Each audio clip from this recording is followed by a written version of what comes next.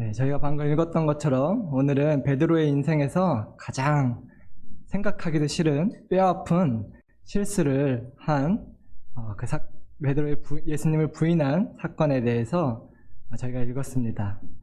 베드로가 모두가 주를 버려도 나는 절대 요한은 그럴 수 있어도 쟤는 그럴 수 있어도 저만큼은 절대 예수님을 버리지 않겠다고 호언장담했었는데, 그렇게 말해놓고 약속해놓고 사랑하는 예수님을 한 번도 아니고 3번이나 부인했던 사건입니다.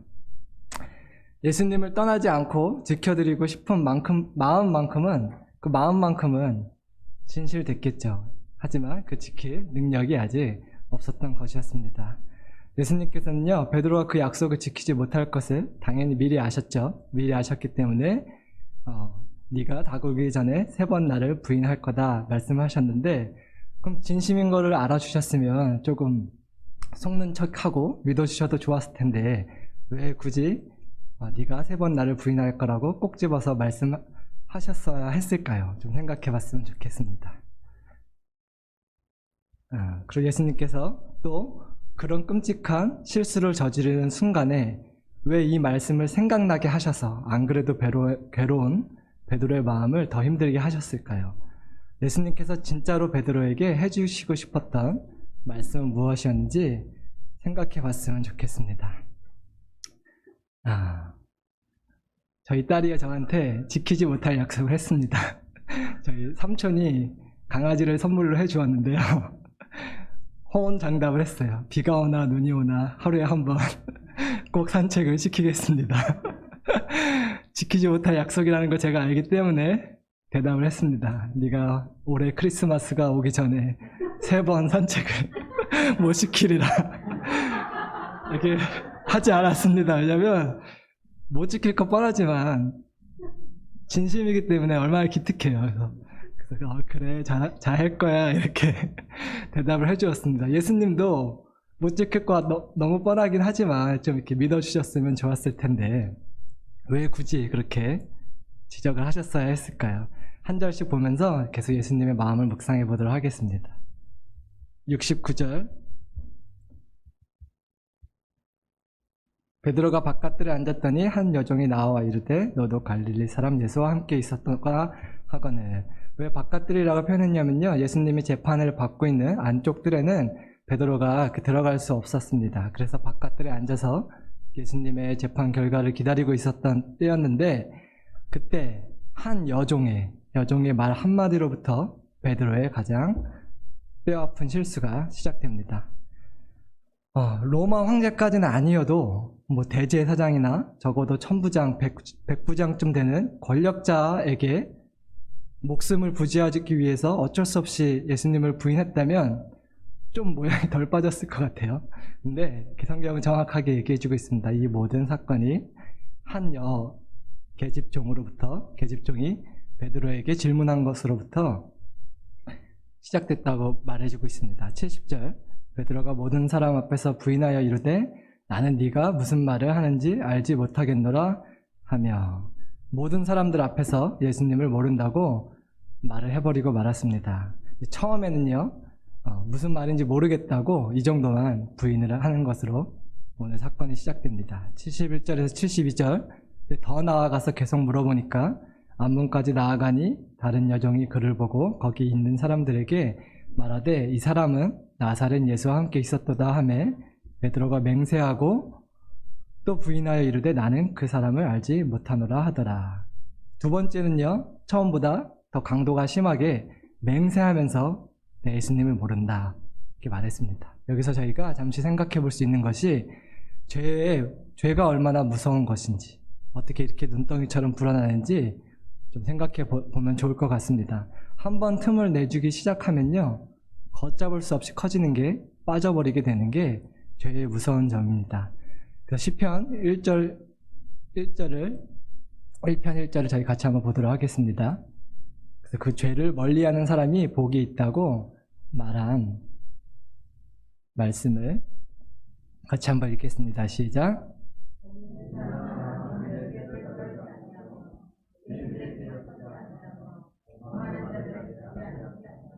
네, 복 있는 사람은 죄를 멀리하는 사람이다. 왜냐면요, 처음에는 여기서 죄에 대해서 잘 보여주는데 악인의 꾀를 따르기 시작하는 거로 시작되었는데 결국에는 더 나아가서 죄인의 자리에 서게 되고 거기서 더 나아가서 결국에는 오만한 자리에 털썩 주저앉아 버리게 되는, 내가 상상치도 못했던 큰 죄에 빠져버리게 되는 것이 단계적으로 시작된다는 것을 볼 수 있습니다.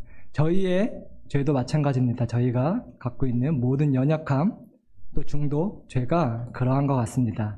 그래서 예수님께서는요, 하나님께서는 우리에게 사단에게 틈을 내어주지 말라고, 타협하지 말라고 말씀하시는 것입니다. 저희가 적극적으로 예수님을 따르지 아니하면 나도 모르는 사이에 내가 한 조그만 타협이나 습관으로 시작해서 어느덧 죄가 우리를 사로잡게 되기 때문입니다. 73절, 74절. 세 번째는요, 어떻게까지 부인했냐면요, 조금 후에 곁에 섰던 사람들이 나와 베드로에게 이르되 너도 진실로 그 도당이라 네 말소리가 너를 현명한다 하거늘 그가 저주하며 맹세하여 이르되 나는 그 사람을 알지 못하노라 하니 곧 닭이 울더라. 베드로의 말소리를 듣고 확신했던 것 같습니다. 왜냐하면 베드로가 갈릴리 지방 사투리를 쓴 것으로 보이는데요. 근데 세 번째는 결국에는 그 사랑하는 예수님을 내가 끝까지 지켜드리겠다고 약속했던 예수님을 저주까지 하면서 부인하는 큰 죄에 빠지고 말았습니다. 이 모든 것이 사람을 두려워하는 베드로의 연약함으로부터, 그 여종의 질문으로부터 다 시작됐습니다. 사단은 그 말 한마디를 통해서 베드로를 사로잡고 큰 시험에 빠뜨리는 데 성공을 한 것이죠. 근데 그런 연약한 베드로가 예수님께 진심으로 얘기했잖아요. 내가 주와 함께 죽을지언정 주를 부인하지 않겠다. 그 말한 것이 그 마음만큼은 진심이었기 때문에 얼마나 대견하셨을까요? 그 말이라도 좀 고맙다고 해주셨으면 좋았을 텐데 예수님께서는 꼭 집어서 오늘 밤 닭이 울기 전에 네가 3번 나를 부인할 거라고 말씀을 해주셨습니다. 그리고 더 이해하기 힘든 사실은요, 사단에게 베드로가 받은 이 시험을 당하는 것을 예수님께서 허락을 하셨다는 사실입니다. 누가복음, 오늘 본문에 안 나오지만 오늘 사건을 다룬 또 누가복음 22장에 이 얘기가 나오는데 한번 읽어보도록 하겠습니다. 31절에서 32절입니다. 시작.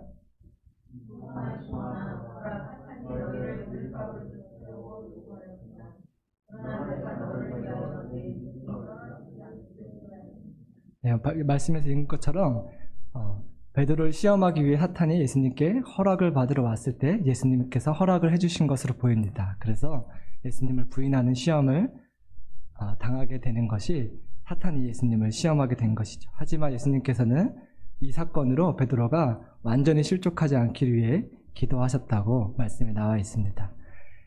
그래서 이 끔찍한 시험 당함을 허락하신 이유는 그리고 또 베드로가 그렇게 약속을 지키지 못할 것을 예수님께서 정확하게 말씀해 주신 이유는 다음과 같습니다. 첫 번째로 베드로가 죄인인 것을 알게 해주시려고, 너무 당연한 얘기 같지만 베드로가 죄인인 것을 깨닫게 해주시려고 예수님께서는 시험 당함을 허락하셨습니다. 사람은요, 자기가 죄인인 것을 아는 것 같지만요, 머리로 아는 것 같지만 입으로 고백하지만 실제로 깊이 깨닫기는 쉽지 않은 것 같습니다. 왜냐면요, 저희는 죄라는 것을 다른 사람의 죄와 비교해서 상대적으로 더 심한 죄, 더 덜한 죄, 이렇게 비교해서 생각하는 경향이 있기 때문에 내가 정말 죽어 마땅해야 할 죄인이라는 것을 깨닫기는 쉽지 않은 것 같습니다. 특히 모태신앙이신 분들이나 기본 천성 자체가 순종적이고 착실하고 도덕적이어서 어려서부터 큰 사고 치지 않고 교회에서 자란 사람들은 더 그런 것 같아요. 제가 그랬거든요. 좀 착실한 편이잖아요. 큰 사춘기나 큰 죄나 이렇게 겉으로 보기에는, 마음은 안 그랬지만 용기가 없어서 학창시절 큰 죄나 사고를 안 친 게 아니라 용기가 없어서 못 친 것 뿐이죠. 담배는 제가 냄새가 싫어서 안 폈을 뿐이고 돈이 없어서 안 폈을 뿐이고 못했을 뿐이지 마음은 그렇지 않았습니다. 그래서 제가 죄인이라는 것을 깨닫는데 하나님의 은혜가 필요했습니다. 베드로도 그랬던 것 같아요. 다른 제자들과 비교해서 좀 더 열심히 있었던 건 사실이었죠. 그래서 예수님을 더 적극적으로 열심을 갖고 따랐기 때문에 예수님이 더 많이 데리고 다니시는 3명의 제자들의 선택을 받았던 것으로 보아 다른 제자들보다 어떤 면에서 조금 더 나았던 것은 사실인 것 같습니다. 근데 그 사실 때문에 다른 사람들과 비교해서 내가 조금 낫다고 내가 죄인이라는 사실이 변하는 것은 아니잖아요. 이것은 마치 어떤 이치냐면 연쇄살인범 때문에 상대적으로 덜한 살인범이 무죄가 될 수 없다는 것과 같은 이치입니다. 나보다 더 심한 죄를 짓는 사람이 있기 때문에 내가 죄인이 아니라고 되는 것은 절대 아닌데 그렇게 생각하게 되는 경우가 저희에게 많이 있는 것 같습니다. 남들보다 열심히 있었고 신앙생활을 잘했던 바리새인들이 바로 베드로와 같은 큰 착각에 빠져 있었습니다. 같이 누가복음 18장 11절을 읽어봤으면 좋겠습니다. 시작.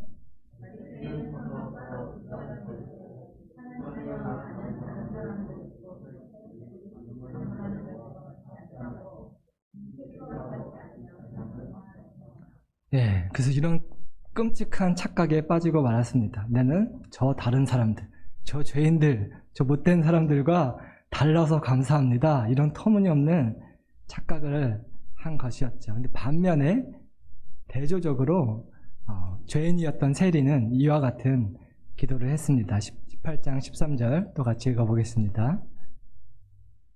저희 모두가 이런 깨달음이 있기를 간절히 기도합니다. 시작.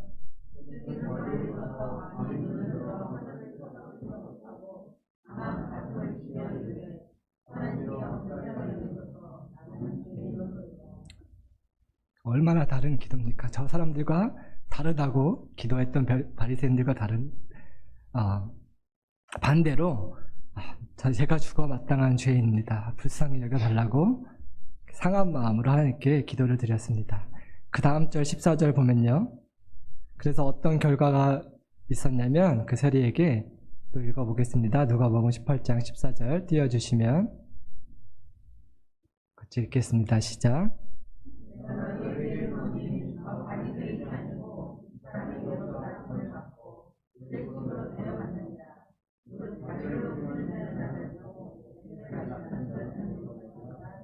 아멘.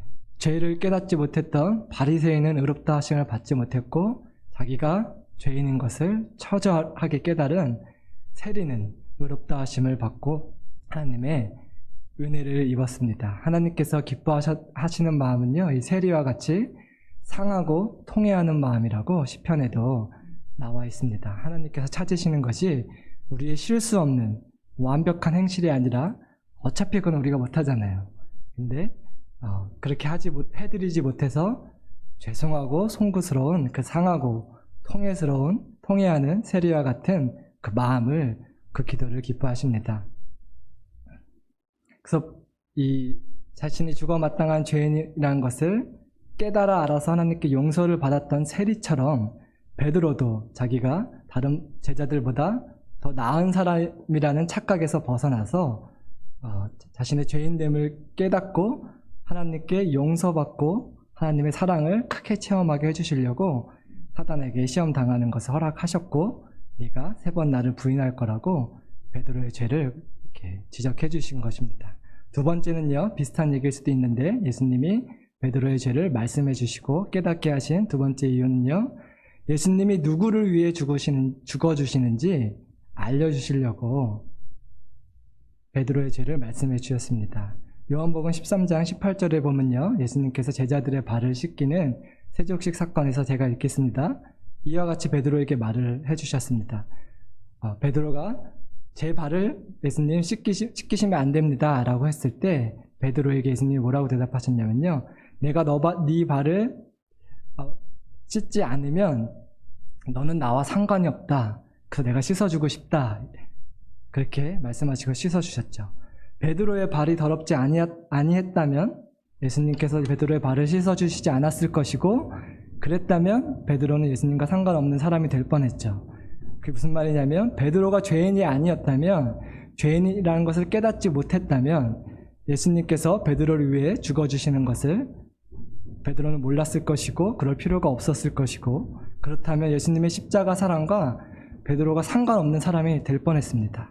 그래서 예수님께서는요, 베드로한테 원래 없던 연약함과 죄를 생겨나게 하는 시험을 하신 게 아니라, 베드로가 원래 갖고 있었던 연약함이지만, 베드로가 어차피 한 실수였지만 그걸 모르고 있었던 베드로가 자신의 연약함과 죄를 나도 다른 제자들과 다른 죄인들과 똑같은 죄인이라는 것을 깨닫게 해주시려고 이 시험 당함을 허락하셨습니다.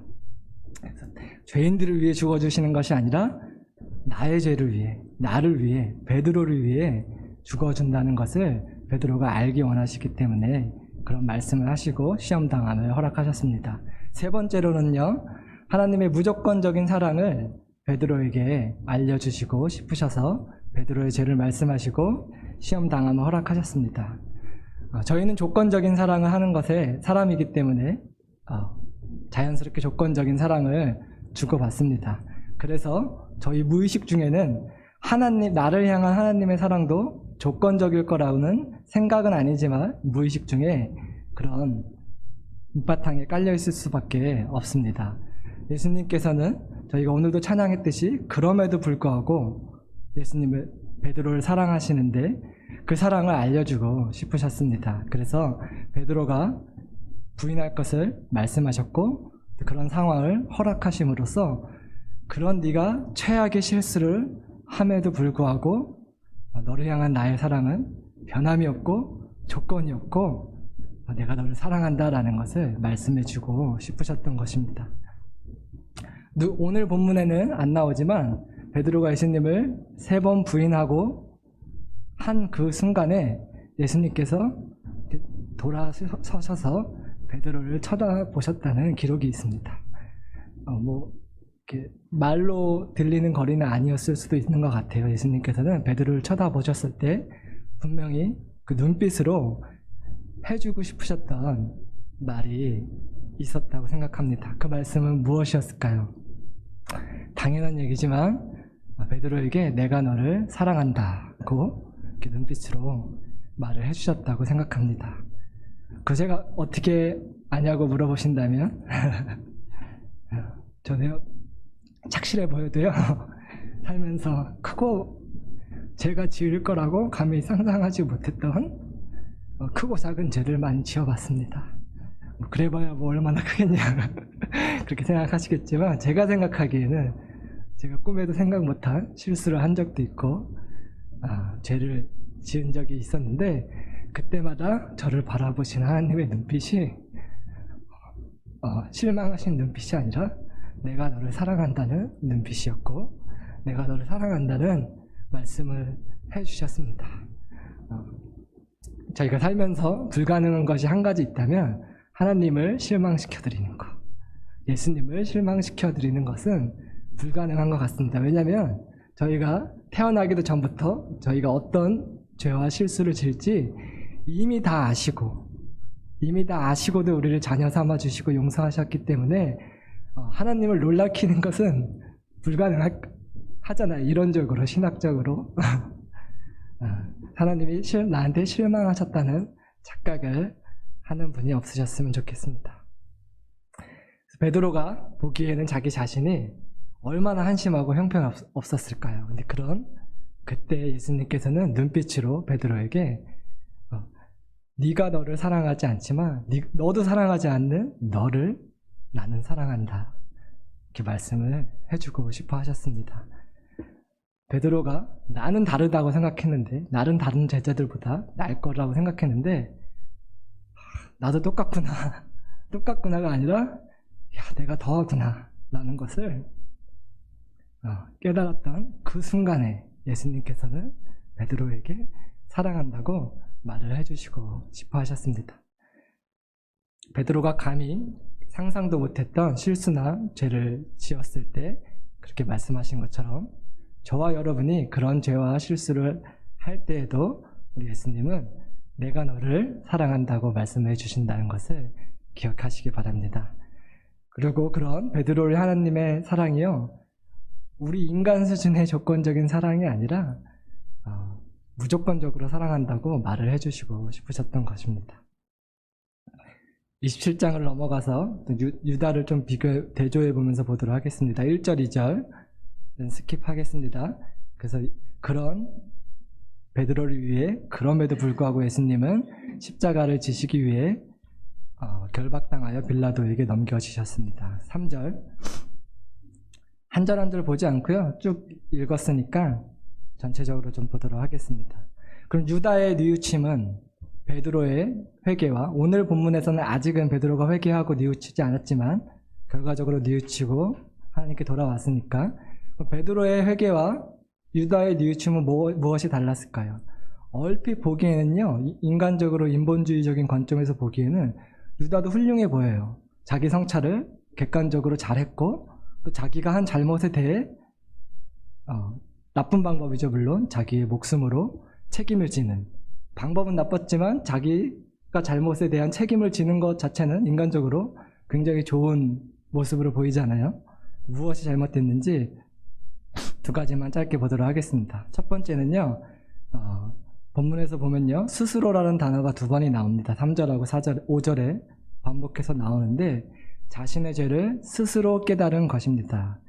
베드로의 경우는 예수님께서 베드로의 죄를 말씀하셨고 예수님께서 그 말씀을 생각나게 하셨고 그 상황을 허락하셔서 베드로의 뉘우침과 회개의 시작은 예수님이었는데 유다의 경우는 스스로 뉘우쳤다고 말씀이 기록하고 있습니다. 그렇게 생각하실 수도 있을 것 같아요. 누가 깨닫게 하는 것이 중요하냐, 내가 죄인인 것을 깨닫는 것이 중요한 거 아닌가라는 생각을 하실 수도 있지만 결과가 너무하게 다른 것을 저희가 볼 수는 있습니다. 하나님께서 우리의 죄를 지적하시고 말씀하시고 깨닫게 하시는 목적은요, 당연한 얘기지만 우리를 용서하시고 사랑하시려는 그 목적으로 지적하시고 말씀을 하시는 거죠. 베드로에게 그렇게 하셨던 것처럼. 반면에 사단이 우리의 죄를 생각나게 하고 깨닫게 할 때는요, 저희가 날마다 경험하고 살지만 사단이 우리를 용서하고 사랑할 리가 없죠. 저희를 지적하고 자책하고 죄책감에 빠뜨리고 우리를 살리는 것이 목적이 아니라 죽이는 것이 목적입니다. 그래서 유다는 사단의 정죄를 받고 죽음이라는 끔찍한 결과에 도달하게 된 것입니다. 둘째로요, 또 5절에 나온 것처럼 유다는 자신의 죄를 스스로 해결하려고 했습니다. 또 스스로란 단어를 의도적으로 반복해서 쓴 것 같습니다. 예수님의 몸값이 얼마인지 몰랐던 유다는요, 자신의 죄값도 몰랐던 것 같습니다. 자기가 책임지려고 하는 태도는 좋았을지 모르나 자기가 책임질 능력이 없다는 것을, 죄인을 살리는 죄값이 얼마나 큰 값을 지불해야 되는 것임을 모르고 내 목숨값으로 해결할 수 있을 것이라는 착각을 했던 것이죠. 사형수가 사형수를 위해 대신 죽어준다는 것은 말도 안 되는 일입니다. 그 사형수도, 대신 죽어주는 사형수도 죽어야 할 사람이기 때문이죠. 죄가 없는 사람만이 죄인을 위해 대신 죽어줄 수 있고, 죄가 없는 예수님만이 유다를 위해 대신 죽어줄 수 있고, 유다가 지은 실수를 책임지실 수 있는 분인데 유다는 그것을 모르고 믿지 못하고 자기가 책임질 수 있다는 착각을 하고 책임을 져보려고 했던 것 같습니다. 네, 마지막으로 좀 보고 싶은 말씀은 오늘 본문엔 나와 있지 않지만요, 베드로의 이런 끔찍한 예수님을 부인하는 실수 이후에 어떻게 예수님께서 베드로를 회복시키셨는지 저희가 다 잘 알고 있습니다. 예수님께서는 베드로를 찾아오셔서요, 3번이나 물어보셨죠. 네가 나를 사랑하느냐고 3번이나 물어보셨습니다. 그 질문을 하실 때 예수님께서 듣고 싶은 대답은 무엇이었을까요? 당연한 얘기지만 예수님께서 먼저 베드로를 사랑하신다고 고백하신 예수님께서는요, 네 주님, 저도 주님을 사랑합니다. 그런 말을 듣고 싶으셔서 질문을 했다고 생각됩니다. 베드로의 인생 최악의 순간에 내가 너를 조건 없이 사랑한다는 말씀을 해주신 예수님께서는요, 베드로에게 저도 주님을 사랑합니다라는 말을 기대하셨을 것입니다. 하지만 저희가 잘 알다시피 베드로는요, 네, 주님, 제가 주님을 사랑합니다 라는 대답을 해드리지 못했어요. 제가 뭐라고 대답했죠? 주님을 사랑하는 줄 주께서 아시나이다. 들어보셨을 테지만 원어로는요 좀 다르게 대답을 했어요. 예수님이 네가 나를 사랑하느냐라고 물어봤을 때 예수님이 쓰신 단어는 가장 높은 고차원적인 사랑을 나타내는 아가페라는 단어를 쓰셨습니다. 네가 나를 아가페하느냐. 한국말로 꼭 맞게 다 번역을 하는 것이 쉽지 않고 불가능하지만 굳이 조금 해보자면 베드로야 네가 나를 사랑하느냐 라고 했을 때 제가 주님 좋아하는 줄 아시잖아요. 이렇게 좀 한 단계 낮은 고백으로 대답을 해드렸습니다. 두 번째 또 물어보셨죠. 네가 나를 사랑하느냐? 그 말이 듣고 싶으셔서 물어보신 것 같아요. 베드로는 차마 자기가 했던 실수를 생각할 때 사랑한다는 대답을 해드리지 못하고 제가 주님 좋아하는 거 아시잖아요.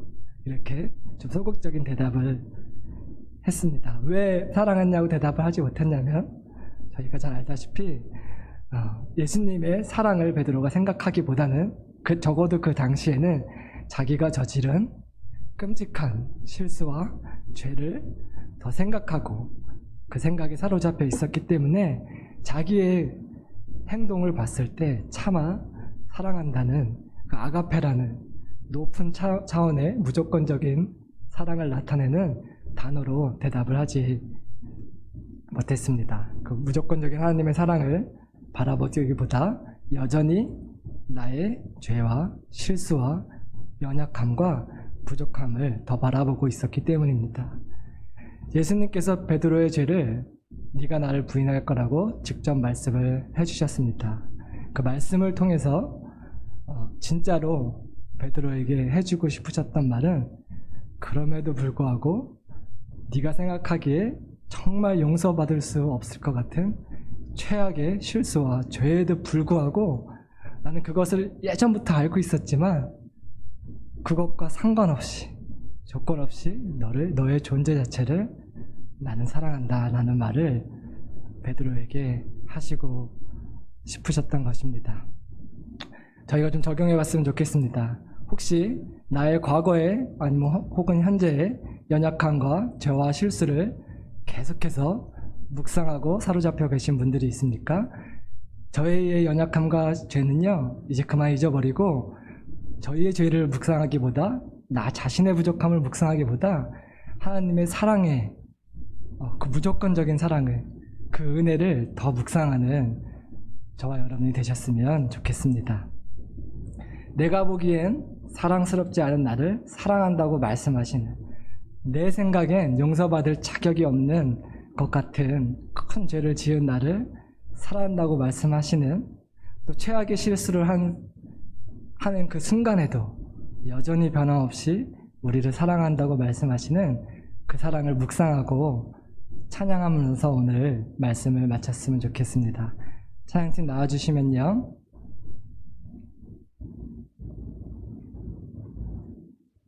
우리 마지막 했던 찬양 나 잠잠히 주를 묵상하네 라는 가사가 들어간 이 찬양을요 다시 한번 정말 묵상해 보면서 찬양을 했으면 좋겠습니다. 묵상하는 것에 그치는 것이 아니라요 예수님이 정말 베드로에게 듣고 싶으셨던 그 대답, 그 고백